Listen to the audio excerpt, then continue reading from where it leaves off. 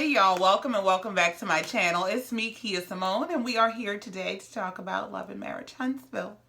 But before we do that, let me start by saying, first, I would like to reintroduce myself before we get started.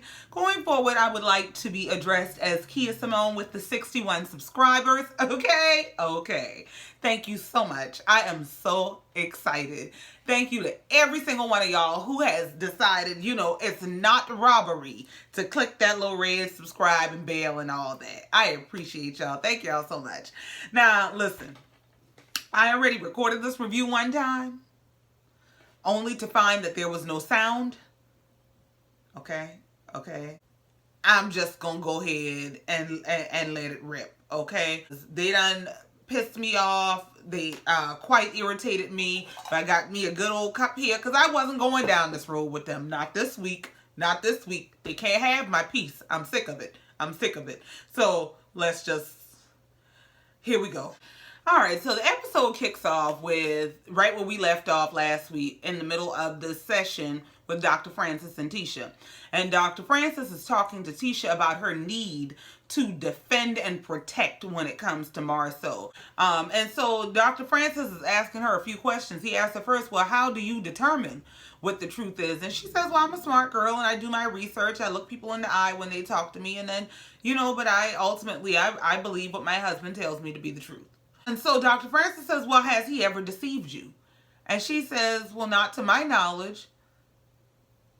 Her and Dr. Francis sit there and just look at each other, just like I'm just looking, because we all know that's a lie. Tisha, yes, he has.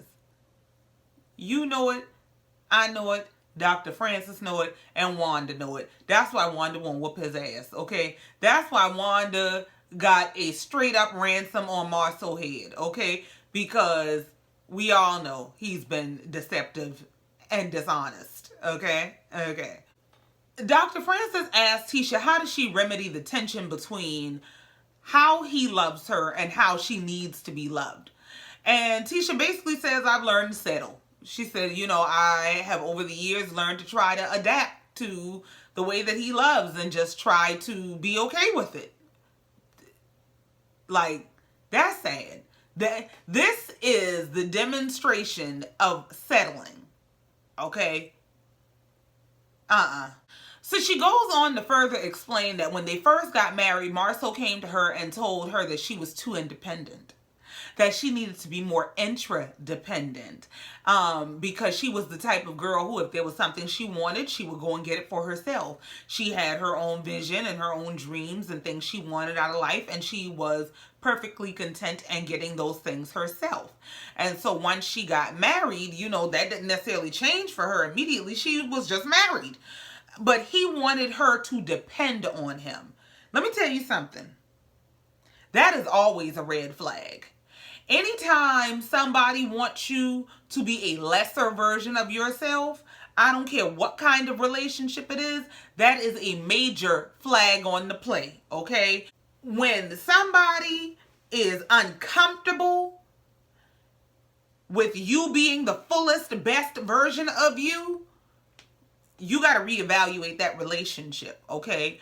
Tisha is essentially not living in the fullness of herself and starving for that fullness. So while he's full, being whoever and whatever he wants to be, she is over here starving and completely deprived of who she wants to be.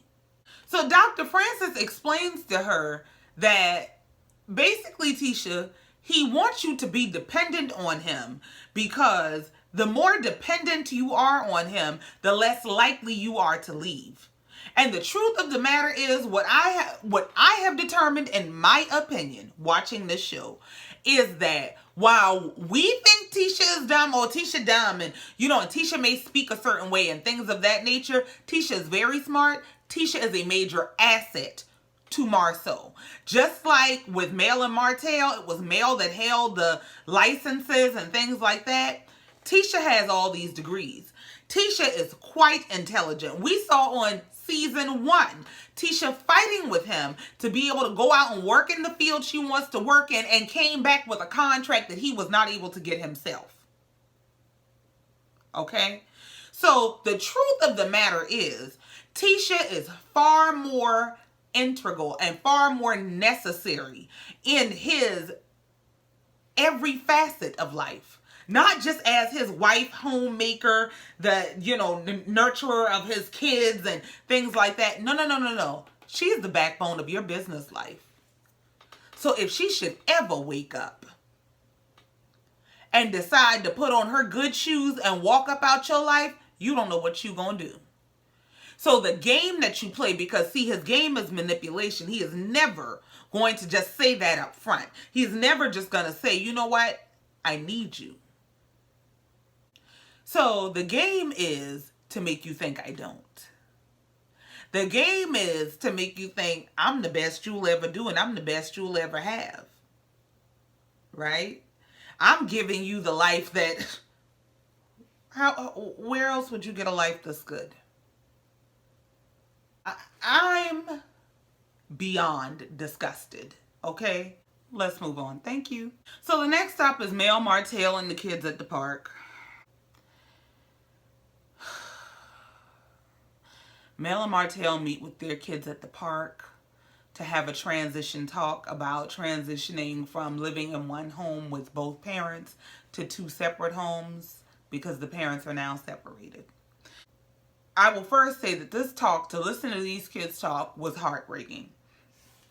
Secondly, this also solidifies my speculation that I made in my last review that the children are more mature than Mel and Martell. These kids are more mature than Mel and Martell. So they go around, they ask each kid how they feel. And they have this card game that kind of directs the conversation where they can pull a card that has a question or some sort of a proposition on it in terms of a conversation starter. The first child that they get to ask a question is their son, Martell Jr. They asked him if he could have something different than it is now, what would it be? And he said, well, he would have them get back together because he feels like if they got back together, then he wouldn't cry sometimes. Just pick my heart up off the floor, okay? And Mel makes a comment about, I'm sure y'all have friends whose parents might have been together before, but they're not together anymore. And Mariah said, no, I don't have friends who have that kind of problem. Like, this is just an us problem. I got big people problems in this little world of mine. So no, my friends can't relate, but carry on. Mariah asked, she asked her mom, have you thought about getting remarried? And she said, no, I haven't. And, Mariah does this dance like she's excited. And she said, why are you so excited about that? And she says, because I don't want a stepdad or a stepmom. And their son co-signs it. Nope, don't want one of them. No. Well, Mel starts to try to change the language. So she said, well, rather than a stepmom or stepdad, maybe you could have a bonus mom or bonus dad, So not someone that takes the place of your mom and dad, but maybe an extra person who comes in that, can be there like your mom or dad, or who can, tell you yes when mom or dad might say no. Just somebody extra in your life. And no. You can save your sales pitch because we ain't into that. Malia, the third baby, comes in and she explains because maybe y'all ain't understanding. She said, no, I don't want a stepmom or stepdad because I don't like people kissing me on my cheeks. That is 6-year-old for, I don't like all that fake stuff. They need to stay up out my face with all that trying to kiss on me because they're trying to get next to you. Y'all get to take your little people, whoever y'all gonna play with, and play with them around the corner somewhere. But I don't want no stepmom or stepdad. I want them to step up out my face and step off. Okay? Thank you. So the kids basically talk about how they prefer their parents being together, how, it just makes life so much easier when they're all in one house and they don't have to split their time between them. They can spend time with both of them all the time. And it was just a really, really sad conversation to watch. And and their son basically says that, his hope is that, maybe y'all could start to hang out together and spend time together, and then maybe talk on the phone together, and then maybe y'all could, eventually start to love each other again, and then be in love and be together forever and ever. Baby, in a perfect world where people had common sense, that might work. But everybody ain't as mature as you with your prepubescent self. Bless your heart. So Mel poses the question to them, well, does it seem like I'm happier now that, we're in two different houses? And so Malia's like, you know what, yeah, I don't like y'all fussing. Y'all get on my nerves. That little girl is hilarious to me, okay? Yeah, y'all... I'm tired of y'all fussing. Me too, baby. I'm sick of them. Okay? So Mariah says, can I ask y'all a question? And they're like, yeah. Mariah says, do you have any secret crushes? And so Mel is like, no. And Martell said, yeah, I do have a secret crush. And Malia over there looking like, yeah, you got a secret crush, player. Tell us about it. And so Mariah's like, really? And he said, yeah, but I'm not going to tell y'all, And then he gets around and, well, I'll tell y'all if you want me to. He said, y'all are my secret crush. Malia said, no, we ain't. Because I saw you go to the hotel with her. I saw you guys in the elevator together.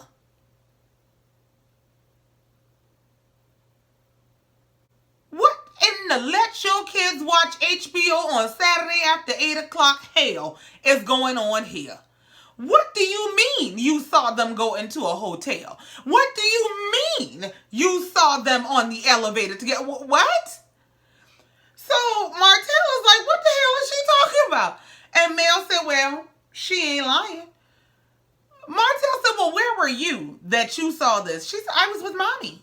Here's what I believe happened.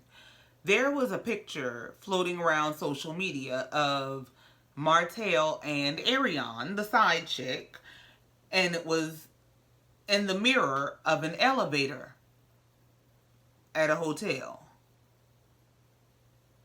How would this baby have seen this picture that was on social media?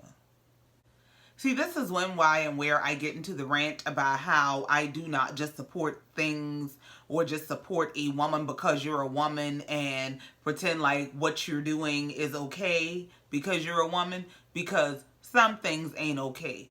Listen, and I know about Martell, but there's some things I have to address as a woman.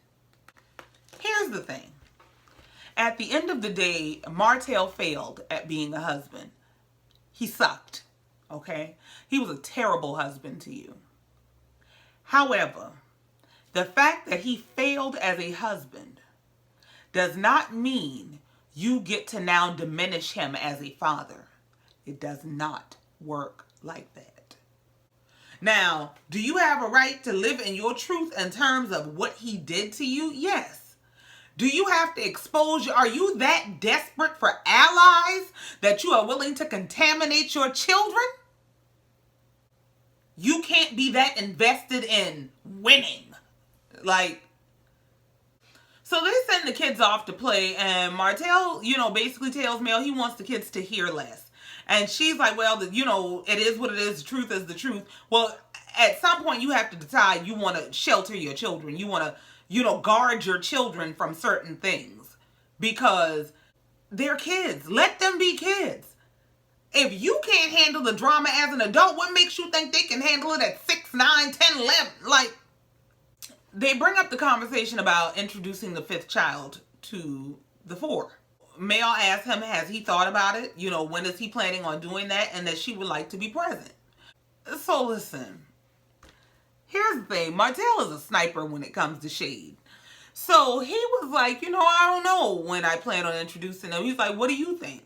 And she said, well, I don't know because I've never been in that kind of situation. Martell said, well, you didn't meet your siblings till later in life. So If Martell ain't just called this lady a side baby to her face, I don't know what he just did. And she goes, well, yeah, I didn't meet my siblings till I was 18. Yes, that's true. But your scandal is on a whole nother level. So Martell kind of just, rolls his eyes. And she's like, well, no, what I'm saying is, the probability of them finding out is much higher because all they have to do is go Google or go look on YouTube. And so here's my thing. If you have that awareness, how can you have that awareness and still conduct yourself the way you conduct yourself? If you know your children, all your kids got to do is get on YouTube and go look up the foolishness. Why would you get on the TV every single week and act a complete ass? Act a complete ass. For these little dignified children to have to try to defend that this is their mama and daddy. These kids got to just, they're just going through something. We're trying to tell them to just talk to each other and work it out. But yeah, they'd rather fight. So we're just dealing with it. That's what your kids dealing with. Moving on. The next stop is Tisha goes to see Marcel at work, and they just kind of discuss some little agenda items for their, life. First, they talk about the fact that Marcel had fired Uncle Mike, who was building their home.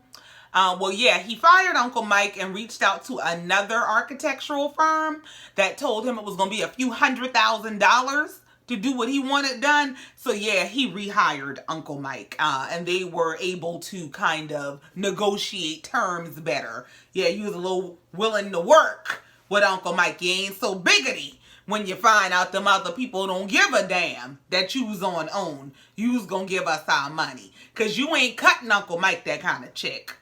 Tisha mentions that she sent out text messages about doing sponsorships for this Destiny race that they have setting up. And then she checks in with Marcel, because he said he's depressed. So she asked Marcel, how are you feeling? And he said, I'm feeling disconnected. She said, disconnected from what? From life? And he said, no, not from life, but and she said, well, if you mean from me, I've been telling you you're disconnected from me, but go ahead. Well, he starts listing all the things he has going on, building a hotel, building 2 restaurants, all this different stuff, and, and how draining it is, how overworked and, overextended he is, and yada, yada, yada. And so Tisha's like, I understand, and I've been feeling the same way, which is why I went to see Dr. Francis. And she explains that, Dr. Francis talked to her about, not just being a wife and a mother, about focusing on, the different facets of her, being more of a dynamic individual, and not forgetting that she is a person outside of being a mother to these children and a wife to this man. She is a person unto herself. And so Marcel comes back with his typical manipulation about how he doesn't think therapy is a good thing if you're going to come out more confused than you went in. And she's like, well, I don't feel like I'm confused. I feel like what happened is he, basically approached the conversation that you wouldn't normally have, which caused my wheels to start turning. And so in master manipulation mode, here goes Marcel. Well, maybe it's not that you're just a wife and mother. Maybe you're a good wife and a great mother. Maybe you're a commercial real estate developer. Maybe you're an entrepreneur. Maybe you're an inspiration to others. Maybe you're a great daughter. Maybe you're all these things, and not... Well, here's the thing. Now, you won't tell this lady this no other time. As soon as there's this man who is not only just some man in her ear, a man who is clinically qualified to tell her that you are full of shit. Now, here you go with you're all these amazing things. Because the truth is, the biggest fear in your life is that Tisha will wake up. And so the thing is, you won't ever affirm her otherwise. But as soon as you think you're losing your grip, you start, let me tell you how good you are. No, come back. I pray Tisha wakes up. And I pray when Tisha wakes up, Wanda is standing outside with a sock full of rocks to whoop your ass. Because I get now why Wanda is at your neck. Okay? I really get it. Wanda know you over there playing with her baby head and she's sick of it. Wanda know her baby had a whole bunch of dreams and things she wanted to do and be, and you have relegated her to being nothing more than a barefoot and pregnant in the kitchen all the time. Okay? I know why Wanda at your neck now. So the next stop is Louis and Tiffany's anniversary celebration. And let me just tell you, this is the point at which we enter the Twilight Zone. Martell thinks he's Kanye. Tiffany and Louis actually make sense. And Kimmi is starting shit. Like, so we show up at this baseball field to celebrate Tiffany and Louis's 1-year anniversary.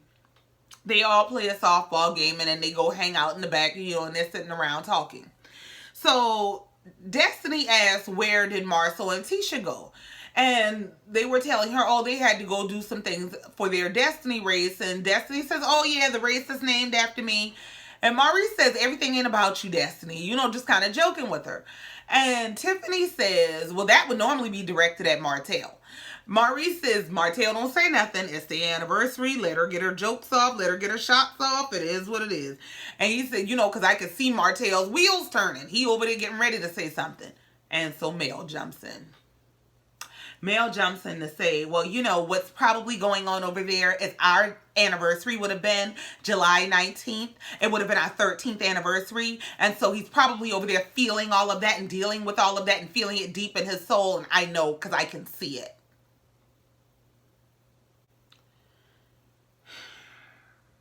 This is what Beyonce meant when she said pretty hurts, okay? Because Mel is pretty and painful. I am so sick of Mel. Like, please, shut the hell up. I wish they would stop inviting her to stuff. Like, please, go find you a boyfriend, somebody you can post on social media, something to occupy your time, because I'm sick of you. I am sick of you. I am sick of you. You are the definition. You are the embodiment. You are the personification of bitter. The vodka is wearing off. So in response to this, Martell says, I'm tired of everybody pitying me and people being condescending and everybody taking Mel's version of the story to be fact. So I'm about to put my own version out there. So, all right, everybody lying. Here we go. So Martell says, well, how about this? I divorced Mel. I told Mel I wanted a divorce. Mel ain't divorced me. I told her I wanted a divorce. You know why? I did what Kanye did. Me and Kanye did the same thing. Kanye said he went to Kim and told Kim he wanted a divorce to give her time to file so that she would save face and it wouldn't look like he's leaving her. So I did the same thing with Mel. That's what happened. Martell, are you also aware that Kim was trying to get Kanye's ass put away last year? Trying to say his ass was completely unstable. Because you was given unstable. So they get to arguing back and forth. It's World War III. It's an all-out Mel and Martell fight about who divorced who first. And here come Tiffany and Louis like, hey, excuse me, hello. Excuse me.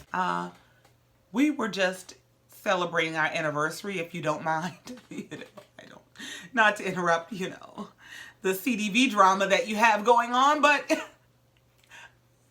you don't mind, we just like to celebrate. Yay! So Mel starts to basically defend her right to pick a fight, no matter where they at. And Louis starts to try to tell Martell, stop engaging.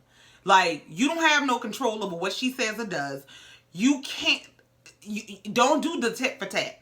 Stop engaging. Be the man. You're a man. Let's do the man thing and disengage.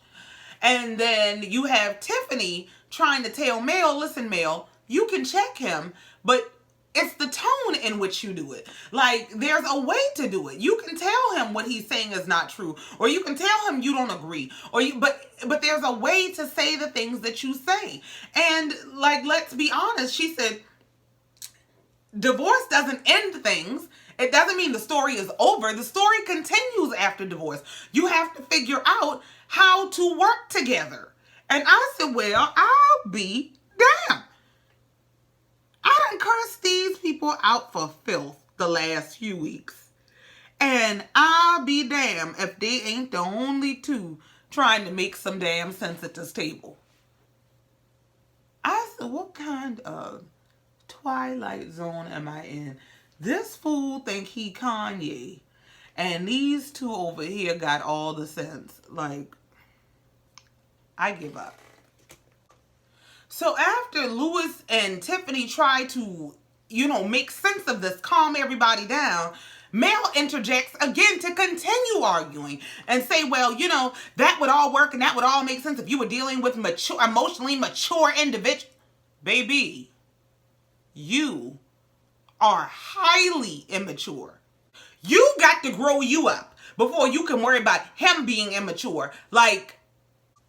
And then let me say this, because in the middle of them arguing, Destiny decided she wanted to jump in. If you don't want to tell your own business, please stay out of this. We don't need somebody to tap in with Mel when she starts this foolishness. Like, you don't want to tell your business about what has gone down between you and your less than a year husband. So please be quiet. I'm sick of all them. So then Louis is like, you know what? I'm dealing with children, so let's just handle this like daycare. I'm going to take the boys outside and the girls are going to stay in here. Okay? Okay. So they go to walk out. Him, Mel go, Martell, where you going? Girl, if fighting turn you on, just go to a WWE match. We ain't got time for this. Please stay off our TV with this foolishness. If you are into, the rough stuff, that's your business. But please exclude us. So once they get them separated, Louis tries to talk to Martell about, listen, bruh, why are you just falling off the horse every time? What's going on? And, and he talks about, he doesn't like the fact that there's double standards, that she can say and do, but he can't say and do. And so the guys, he and Maurice try to explain to him that, listen, I get that ideally it should all be one even standard, but in reality, that's not the case. So you need to really just let that go and stop playing the tit for tat game. Grow up, Martell. The ladies are inside talking to Mel, and Kimmi is like, listen, y'all got to find a way to be able to express how y'all feel to each other without it going to shots every single time. Because every time we get together, we come in good, we leave out a mess, and it's getting to be very, very, very consistent. Yes, it is. And Mel's whole thing is, well, yes, it is. It is very consistent. And you know why? Because there are triggers. And when my triggers get put... So Destiny says this is when you are good to chime in. Destiny said, well, here's the thing. She said, here's what I have learned about triggers in therapy. She said, is that when you have triggers, you own your triggers. So you have to be responsible for making sure that you don't go off every time there's something that threatens a trigger. And Mel says, well, yeah, that's true, but I can't just get up and walk out now, can I? The answer to that is yes, you absolutely can get up and walk out. You can do any damn thing else you want to do. Why you can't get up and walk out? Spare us. So the episode comes to an end when the Scotts 1.0 show back up. So Tisha basically brought up that she texted all of them about buying sponsorships for this Destiny race, and that she had heard back from Mel and Destiny, but that she hadn't heard back from Tiffany or Kimmi. So Kimmi launches into this whole thing about how she didn't like being included in the group text with the other ladies. What? So she goes on to say how, something about you would normally send me my own text and this, that, and the third. And Tisha got around to telling her, listen, I stopped calling you because I was always calling you. I noticed that you weren't calling me. And so I said, well, let me back up. And when I backed up, the call stopped because I was the only one doing the calling. Well, now Kimmi is offended by that. Well, let me tell you something. Tisha did the absolute right thing. Now, Tisha done cried and pled and begged for you to be her friend and her sister and everything else. And you done told Tisha go to hell 9 different ways. So now, Tisha done said, all right, I'm going to go and gather my stuff and I'm going to hell. So she going skipping down the yellow brick road to hell. And now here you go. How dare you not be around here kissing my behind? Why don't you call me? And so when she said, well, what do you mean, why don't I call you? Why don't you call me? Because I call your ass all the time and you don't never call me. She goes, you know, I never was much of a caller. You always called me more. And Tisha's like, exactly. You're making my point. And she's like, well, so why is it an issue now? It's only a problem because it's a problem. And she said, no, I just decided I didn't want to be in a relationship like that anymore. And basically, in so many words, Kimmy is saying, if you've been kissing my behind all along, why you ain't kissing my behind no more? I don't care what nobody say. Kimmy dead ass wrong. You don't have, like, first of all, like I said, you have told this girl all the different ways she can go to hell. You done told her family how they can go to hell. You done told her, I don't want to live by you. You done told her how she is probably part of her husband's depression. And now when she don't call your phone up and down and beg you to be her friend, you don't understand why? And then you want to pick a fight amongst everybody? This made absolutely no sense, and I'm about to try to make it make sense. I'm not about to try to understand where Kimmy is coming from because Kimmy is giving me bitter too. Kimmy has given the vibe of, you know, this very strong woman who is self-validated, but she's much more like Tisha than we know. And what she's doing is taking everything out on Tisha because Tisha's an easy target. I am very disappointed in Kimmy. Kimmy is really coming out her bag, and Kimmy is showing colors that I do not like. What this gives me is Kimmy does not like being held accountable. And so as long as Tisha is crying and complaining and she can dismiss Tisha like a little flunky, it's all good. But now that Tisha is standing up for herself and Tisha is not running behind her and Tisha is not kissing her behind and Tisha is holding her accountable for how she has shown up in their relationship, she don't like it. I also didn't like how when Tisha turned it back around on Kimmy and said, well, you know what? Since we doing this, let's do this. I heard you like to plan stuff and don't invite me while you carrying on about, you know, you never really called me like that, but I've always called you, so why stop now? Well, do you like to plan stuff and not invite me? I don't know what are you talking about? And she's like, well, I don't know. If you don't know, I don't know. How about that? And all the other ladies try to jump in and she's like, I ain't talking to y'all. I ain't talking to y'all. I'm talking to her. They all get in the confessional and try to make Tisha sound crazy. Now, y'all know, I would tell Tisha, I would get on this damn thing here and won't comb my hair good before I tell Tisha she sound crazy, okay? Tisha made all the sense in the world. I 100% agree with Tisha. And I think, like, Tisha is setting boundaries. And she's getting reactions because people are used to crossing her boundaries. They don't have no respect for her. Kimmy included. And because you're used to being able, because you're comfortable disrespecting her, when she starts drawing boundaries, you feel challenged. Like, how dare you put up this boundary? Because you've been crossing it. Because you don't have the respect to establish boundaries on your own, I have to establish them for you. So this is where we are. And so that's where the episode comes to an end with Kimmy and Tisha going back and forth about... I ain't calling you and you ain't inviting me and all y'all need to mind y'all business. And we see that next week we're going to see Kimmy and Maurice further demonstrating that they are not on the same page in their marriage. Martell mama, she's sick of everybody and she's spilling all the tea and telling everybody to go sit their asses down, okay? And Miss Wanda and Mail Mama about to go at it. I'm going to tell y'all right now, I don't care what happened, I'm Team Wanda. But as always, thank you so much for coming down here, listening to me, letting me get it off my chest. You know, I appreciate you so much. Be sure to like, comment, subscribe, tell a friend about the page, you know, something. Hello. Because I'm Kia Simone with the 61 subscribers. Don't forget. Okay. I will see you next time. Love you, mean it. Bye.